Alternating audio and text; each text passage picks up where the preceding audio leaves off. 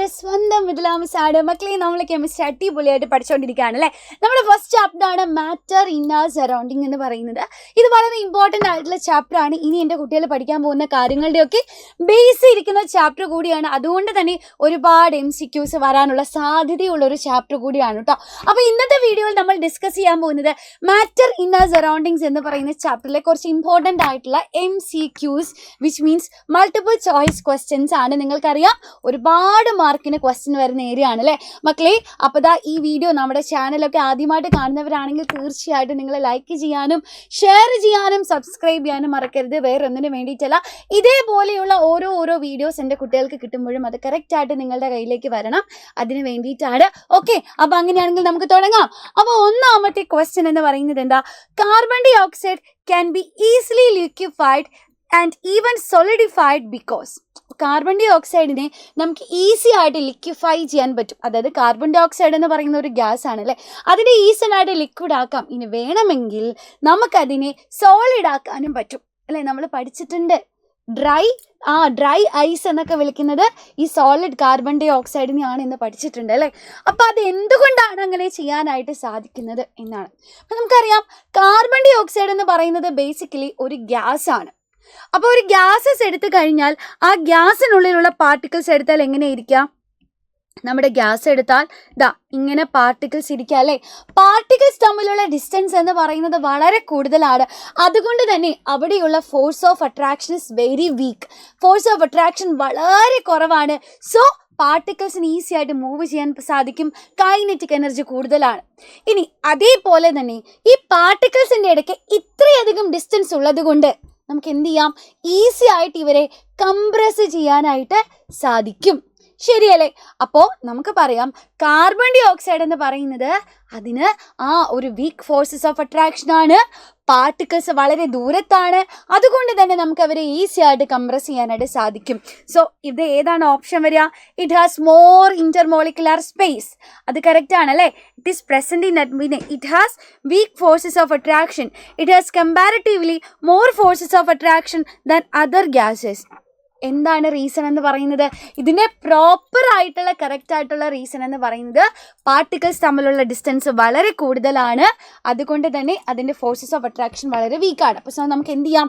Proper ആയിട്ടുള്ള answer is it has more intermolecular space. ശരിയല്ലേ? അതുകൊണ്ട് തന്നെ അതിൻ്റെ വീക്ക് ഫോഴ്സസ് ഓഫ് അട്രാക്ഷൻ ആണ് വരിക. അപ്പോൾ ഓപ്ഷൻ എ ആൻഡ് സി വരുന്നതായിരിക്കും നമ്മുടെ കറക്റ്റ് ആയിട്ടുള്ള ആൻസർ എന്ന് പറയുന്നത്. അടുത്ത question, which of the following has the highest kinetic energy? അപ്പോൾ കൈനറ്റിക് എനർജി ഏത് സ്റ്റേജിലാണ്? സോളിഡ് സ്റ്റേറ്റിലാണോ, ലിക്വിഡ് സ്റ്റേറ്റിലാണോ, അല്ലെങ്കിൽ ഗേഷ്യസ് സ്റ്റേറ്റിലാണോ കൂടുതലായിട്ട് വരിക? നമുക്കറിയാം കൈനറ്റിക് എനർജി ഏറ്റവും കൂടുതലായിട്ട് വരുന്നത് ഗേഷ്യസ് സ്റ്റേറ്റിലേക്ക് വരുമ്പോഴാണ് അല്ലേ. അവിടെയാണ് പാർട്ടിക്കിൾസിൻ്റെ ഡിസ്റ്റൻസ് കൂടുതൽ, അവിടെയാണ് പാർട്ടിക്കിൾസ് തമ്മിലുള്ള അട്രാക്ഷൻ കുറവ്, അവിടെയാണ് കൈനറ്റിക് എനർജി കൂടുതൽ. അപ്പോൾ നമുക്ക് പറയാം 0 ഡിഗ്രി സെൽഷ്യസിലെ ഐസ് എന്ന് പറയുമ്പോൾ സോളിഡ് സ്റ്റേറ്റിലാണ്. വാട്ടർ 0 ഡിഗ്രി എന്ന് പറയുമ്പോൾ ലിക്വിഡ് സ്റ്റേറ്റിലാണ്. 100 ഡിഗ്രി സെൽഷ്യസിലെ വാട്ടർ എന്ന് പറഞ്ഞാൽ അവരും ലിക്വിഡ് സ്റ്റേറ്റിലാണ്, ബട്ട് ബോയിലിംഗ് ആണ് അല്ലേ. പിന്നെ particles of steam at 100 degree Celsius എന്ന് പറഞ്ഞാൽ വാട്ടർ വേപ്പർ ആയിട്ട് മാറുകയാണ്, വിച്ച് മീൻസ് അവർ ഗേഷ്യസ് സ്റ്റേറ്റിലേക്ക് മാറുകയാണ്. അപ്പോൾ ഗേഷ്യസ് സ്റ്റേറ്റിലേക്ക് വരുമ്പോൾ നമുക്ക് പറയാം അവർക്കാണ് ഏറ്റവും കൂടുതൽ ഡിസ്റ്റൻസ് വരിക, അട്രാക്ഷൻ കുറവ്, സോ മോർ കൈനറ്റിക് എനർജി. അപ്പോൾ ഓപ്ഷൻ ഡി ആണ് നമ്മുടെ ആൻസർ. ഇനി നെക്സ്റ്റ് ക്വസ്റ്റ്യൻ എന്താ? Which of the following is most suitable for summer? അപ്പോൾ നമുക്ക് പറയാറുണ്ട് എപ്പോഴും സമ്മറൊക്കെ ആകുമ്പോൾ നല്ല കോട്ടൺ ഡ്രസ്സ് ഇടണം. എന്തുകൊണ്ടാണ് അത് പറയുന്നത്? സമ്മർ ആകുമ്പോൾ നമ്മൾ എന്ത് ചെയ്യും? നമ്മൾ വളരെയധികം വിയർക്കാൻ തുടങ്ങും അല്ലേ. നമ്മൾ വല്ലാണ്ട് വിയർക്കും. അപ്പോൾ വല്ലാണ്ട് വിയർക്കുമ്പോൾ നമ്മുടെ ബോഡിയിൽ ഇങ്ങനെ വാട്ടർ ഇങ്ങനെ ഇരിക്കുക, വിയർപ്പിടിക്കുക അല്ലേ, സ്വെറ്റ് ഇരിക്കുക. ഈ സ്വെറ്റൊക്കെ പോകണ്ടേ? ഈ സ്വെറ്റ് എങ്ങനെയാണ് പോവുക? ഈ സ്വെറ്റ് എങ്ങനെ പോകും? സ്വെറ്റിന് എങ്ങനെ പോകാൻ പറ്റും? അങ്ങനെ ഈസിയായിട്ട് സ്വെറ്റിന് പോകാൻ പറ്റുമോ?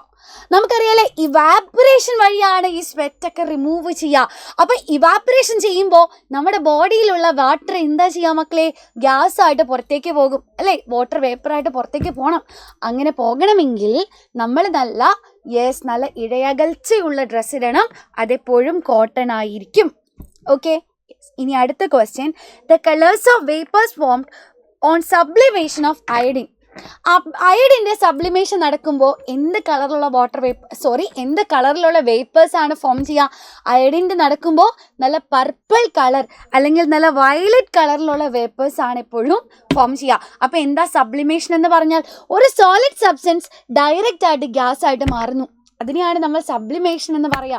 അയഡിന് ഈ ഒരു എബിലിറ്റി ഉണ്ട്. നമ്മുടെ കർപ്പൂരം അല്ലേ, ഡയറക്റ്റ് ആയിട്ട് അയാളെ ചൂടാക്കിയാൽ ലിക്വിഡ് ആകില്ല, പകരം ഡയറക്റ്റ്ലി ഗ്യാസ് ആയിട്ട് മാറും. സോ ഇതൊക്കെ സബ്ലൈമബിൾ ആണ്, സബ്ലിമേഷൻ പ്രോപ്പർട്ടി ഉള്ളവരാണ് എന്ന് പറയാം. ഇനി നെക്സ്റ്റ് ക്വസ്റ്റ്യൻ എന്താ? Under which of the following conditions we can boil water at room temperature?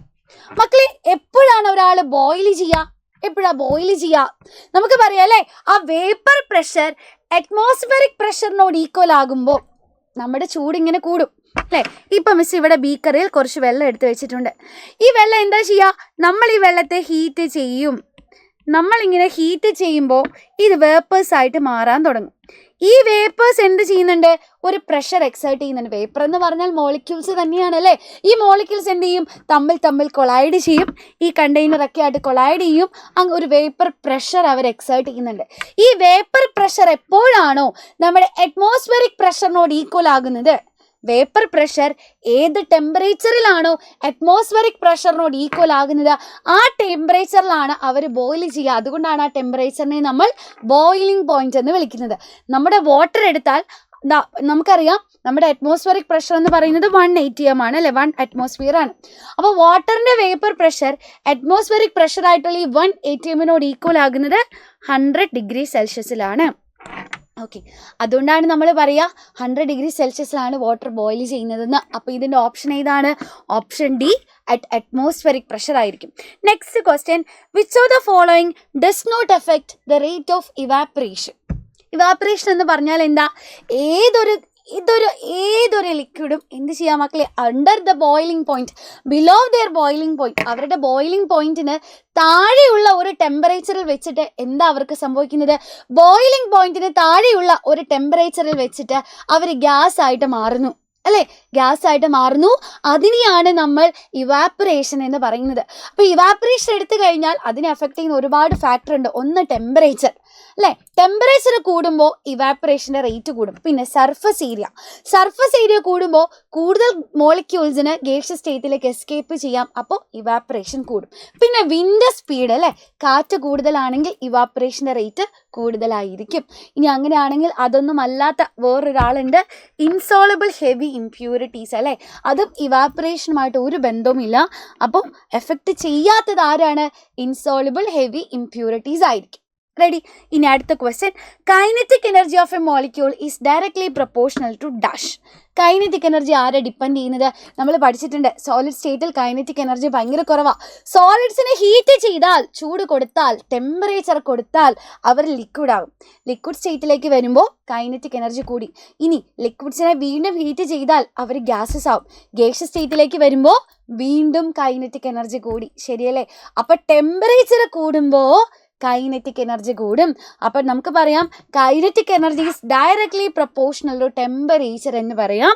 Option A ആയിരിക്കും നമ്മുടെ ആൻസർ എന്ന് പറയുന്നത്. ഓക്കെ, അപ്പം ഇത്രയും ക്വസ്റ്റ്യൻസ് ആണ് ഇന്നത്തെ വീഡിയോയിൽ. ഇതേപോലെ ഒരുപാട് എല്ലാ ടോപ്പിക്കിൽ നിന്നും 100 കണക്കിന് MCQs ആണ് മക്കളെ നമ്മുടെ നിഞ്ച ബാച്ചിൽ നമ്മൾ എപ്പോഴും ചെയ്യാറുള്ളത്. അപ്പോൾ നിങ്ങൾക്ക് നമ്മുടെ നിഞ്ച ബാച്ചിൽ ജോയിൻ ചെയ്ത് കഴിഞ്ഞാൽ ഇതേപോലെ അടിപൊളിയായിട്ടുള്ള MCQs കിട്ടും, ലൈവ് ആൻഡ് റെക്കോർഡഡ് ആയിട്ടുള്ള ക്ലാസ്സുകൾ കിട്ടും. നിങ്ങൾക്ക് ഫേവറേറ്റ് ആയിട്ടുള്ള, നിങ്ങൾക്ക് ഇഷ്ടമുള്ള ടീച്ചേഴ്സ്, നിങ്ങൾക്ക് ഇഷ്ടപ്പെടുന്ന രീതിയിൽ, ഇഷ്ടമുള്ള രീതിയിലാണ് അവിടെ ക്ലാസ്സസ് എടുക്കുക. സോ അഫോർഡ് ചെയ്യാൻ പറ്റുന്നവരാണെങ്കിൽ തീർച്ചയായിട്ടും നമ്മുടെ നിഞ്ച ബാച്ചിലേക്ക് വരിക. കൂടുതൽ ഡീറ്റെയിൽസ് അറിയാൻ ഈ കാണുന്ന നമ്പറിൽ ഒന്ന് കോൺടാക്ട് ചെയ്താൽ മതി കേട്ടോ. സോ അങ്ങനെയാണെങ്കിൽ ഇതേപോലെ ഏത് ടോപ്പിക്കിൻ്റെ ക്വസ്റ്റ്യൻസ് ആണ് നിങ്ങൾക്ക് വേണ്ടത് എന്നുള്ള കാര്യം എൻ്റെ കുട്ടികൾ തീർച്ചയായിട്ടും കമൻറ്റ് ചെയ്യുക. നെക്സ്റ്റ് വീഡിയോയിൽ കാണാം. ബൈ.